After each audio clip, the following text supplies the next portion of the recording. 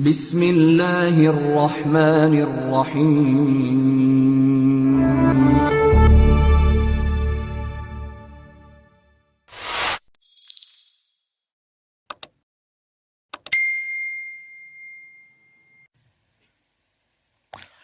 Urgen. Assalamualaikum warahmatullahi wabarakatuh. Waalaikumsalam warahmatullahi wabarakatuh. Semoga Ustadz dan keluarga selalu dilindungi oleh Allah. Amin ya rabbal alamin. Jamaah yang hadir maupun yang tidak hadir selalu dimudahkan dalam menuntut ilmu. Amin ya rabbal alamin. Ustadz, saya selalu baca Al-Quran tiap hari. Selalu melantunkan murojaah Al-Quran dimanapun.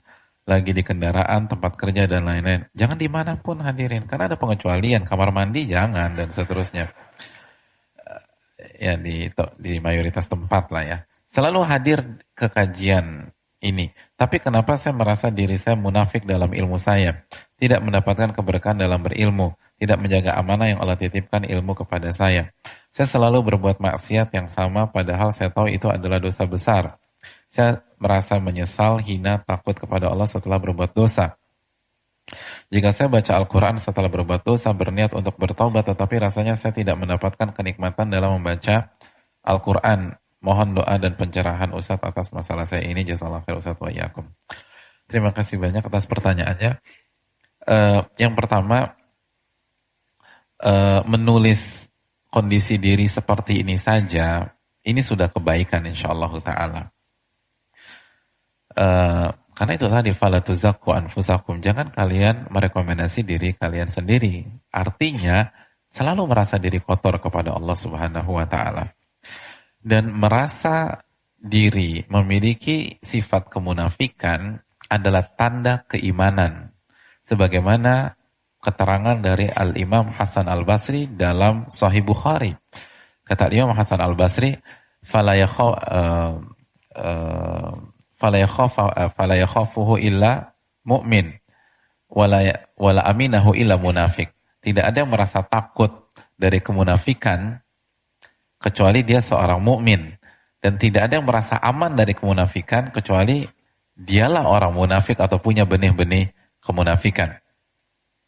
Jadi fala yakhafuhu illa mu'min. Enggak ada seorang pun yang takut terjangkit kemunafikan kecuali orang beriman. Dan ini pun juga disampaikan Al-Imam Bukhari ketika membawakan riwayat dari Al-Imam Ibnu Abi Mulaikah. Apa testimoni dari Al-Imam Ibnu Abi Mulaikah? Al-Imam Ibnu Abi Mulaikah menyatakan, adraktu 30 min ashabin Nabi sallallahu alaihi wasallam kulluhum yakhafun nifaqu ala nafsih. Aku pernah bertemu dengan 30 sahabat Nabi SAW. Semuanya khawatir dirinya munafik. Semuanya, 30 sahabat. Mungkin ada yang mengatakan, oh mungkin itu sahabat junior kali Pak Ustadz. Kalau yang senior kan beda. Dijelaskan Al-Hafidh Ibnu Hajar dalam Fathul Bari atau Al-Imam Adz-Dzahabi dalam Syiar A'lamin Nubala. Siapa aja yang ditemuin oleh Al-Imam Ibnu Abi Mulaikah. Di antara yang ditemui oleh Al-Imam Ibnu Abi Mulaikah adalah Utsman bin Affan. Ya Allah. Bayangkan, Rasul mempercayakan 2 anak perempuan beliau ke Utsman bin Affan radhiyallahu ta'ala. Tapi masih merasa, jangan saya munafik nih. Itu poinnya. Gitu loh. Yang miliaran hartanya, mungkin triliunan beliau berikan untuk dakwah dan kemaslahatan Islam. Itu takut munafik. Yang mengorbankan dirinya agar umat ini gak pecah. Walaupun dirinya harus terbunuh. Itu merasa, jangan saya munafik. Itu Utsman bin Affan. Lalu yang ditemui oleh Ibnu Abi Mulaikah, Asma binti Abi Bakar. Yang ditemui oleh Ibnu Abi Mulaikah, Aisyah radhiyallahu ta'ala anha. Aisyah, istri Nabi. Yang kulit beliau senantiasa bersinggungan dengan kulit Nabi SAW. Yang hafal ribuan hadis. Yang disucikan oleh Allah dari atas langit dan turun khusus dalam surat An-Nur untuk membersihkan nama beliau. Itu khawatir dirinya munafik. Jadi memang inilah salah satu sifatnya orang-orang beriman. Oleh karena itu, semoga pertanyaan ini arahnya itu ke sana hadirin. Arahnya ke sana. Hamdalah, kan masih ingat Hamdalah? Hamdalah mengatakan nafaqah Hamdalah. Hamdalah kayaknya munafik nih. Kenapa sih? Karena kalau datang ke kajian kayaknya semangat 45 yang diingat surga neraka di hadapannya ketika duduk di majelisnya Nabi, tapi begitu pulang udah ketemu istri, ketemu anak-anak, udah kayaknya duniawi banget. Ya, kayaknya gue munafik nih gitu loh. Kayaknya saya punya dua sisi gitu loh. Punya two face gitu kalau bahasa sekarang. Akhirnya sedih Hanzalah ketemu sama Abu Bakar. Abu Bakar tanya, kenapa Hanzalah cerita begini-begini? Abu Bakar, iya, kok sama ya? Berarti saya munafik juga dong. Itu Abu Bakar bisa merasa diri munafik, bayangin. Beda sama kita, kalau kita mungkin ketemu Hanzalah, ya lu sih, makanya tobat. Itu Abu Bakar bisa bilang, iya saya juga sama nih kayak begitu. Jangan saya munafik juga. Itu Abu Bakar yang dijamin sorga. Abu Bakar fil jannah. Yang diajak hijrah sama Nabi. Nabi nggak ngajak Umar, nggak ngajak Utsman, nggak ngajak Ali untuk bareng. Ali disuruh bagi-bagikan amanat. Yang diajak Abu Bakar. Itu khawatir dirinya munafik. Jadi ini sebuah hal yang positif. Justru kalau kita merasa aman, disitulah sepertinya kita mengidap penyakit kemunafikan. Itu yang pertama. Yang kedua, ingat materi pertemuan yang lalu hadirin. Untuk bisa mendapatkan ilmu yang bermanfaat, syaratnya adalah mujahadatun nafas. Harus dicoba. Pasti jatuh gitu. Masih ingat kan filosofi berenang gaya apa? Itu nggak mungkin langsung bisa. Pasti jatuh. Kalau kayak kutubu nggak jatuh ya. Pasti tenggelam, kelelep. Pasti orang berenang gaya kupu-kupu itu di awal-awal minum air. Antum tahu kan air kolam renang itu kandungannya apa aja? Selain kaporit.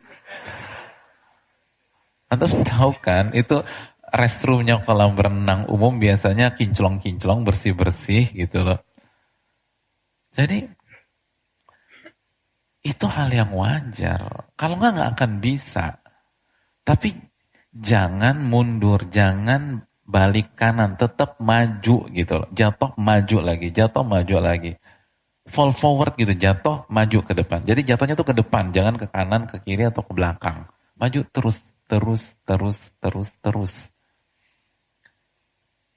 Ini udah bagus. Jaga Al-Quran, itu udah Masya Allah deh. Dijaga. Dan memang ketika kita terjatuh, apalagi dosanya dosa yang serius, pasti akan mempengaruhi ketika kita kembali baca Al-Quran. Dan itu perkataan para ulama klasik seperti Al-Imam Wahib. Beliau pernah ditanya, apakah orang yang bermaksiat akan kehilangan kelezatan ketika beribadah? Apa kata Al-Imam Wahib? Beliau katakan wala hammah. Jangankan maksiat, baru keinginan maksiat aja itu kelezatan ibadah hilang. Jadi jangankan dia maksiat, dia baru pengen nih gitu loh. Kelezatan ibadah hilang. Tapi ingat juga hadis Nabi SAW. Nabi katakan kan, ittaqillah haitsuma kunta wa atbi' as-sayyi'ata al-hasanata tamhuha. Bertakwalah kepada Allah dimanapun Anda berada. Dan ikutilah dosa atau perbuatan buruk dengan perbuatan baik. Niscaya perbuatan baik itu akan menghilangkan dosa perbuatan buruk.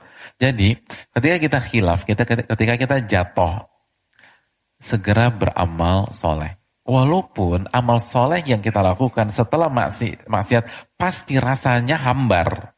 Itu udah kepastian. Tapi jangan berhenti.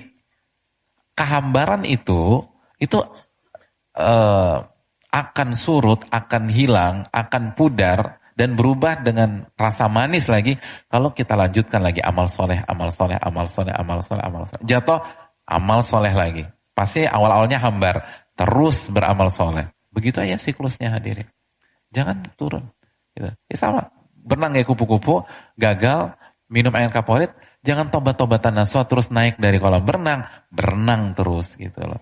Berenang. 3 minggu nggak bisa-bisa, kayaknya gue nggak ada bakat bro. Jangan bilang nggak ada bakat bro. Minggu keempat coba berenang lagi.